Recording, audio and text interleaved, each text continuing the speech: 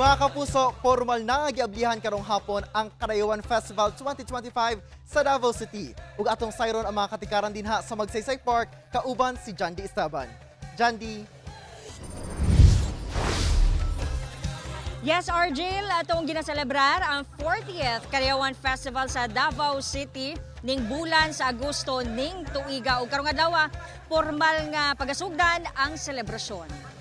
Dinhi sa Kadayawan Village sa Magsaysay Park, ipaygayon ang programa diin ginalantaw ang mabulukon nga mga pasundayag nga nagpakita sa bunang ani, kultura ug tradisyon sa Davao City. Pinaagi sa atong mga local artists ug mga performers. Giawag usab katawhan nga mobisita dinhi sa Tribal House sa 11 ka tribo sa Davao City diin makita ug mas masabtan ang gigikanan sa Davao City ug ang kultura sa kaigsuunang lumad ug moro. Ang ata, Bagubo Klata, Bagubo Tagabawa, Matigsalog, Ubo Manobo, Iranon, Kagan, Maguindanawon, Maranao, Sama ug Tausog.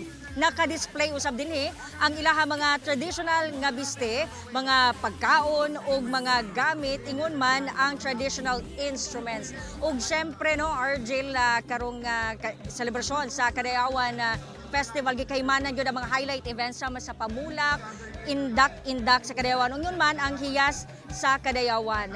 Karon Argel, ato ang gina-expect na moabot si Acting Mayor Sebastian Baste Duterte, pero karon lang nakita nato nga niabot na si Acting Vice Mayor Rigo Duterte, ingon man ang pipila ka mga konsehal. So mga kapuso, Argel, dungan tang isaulog ang atuang king of all festivals. Happy Kadayawan, Argel. Happy Kadayawan mga kapuso ug ubay-ubay gayod nga mga aktibidad ang atong atangan. Daghang salamat, Jandy Esteban.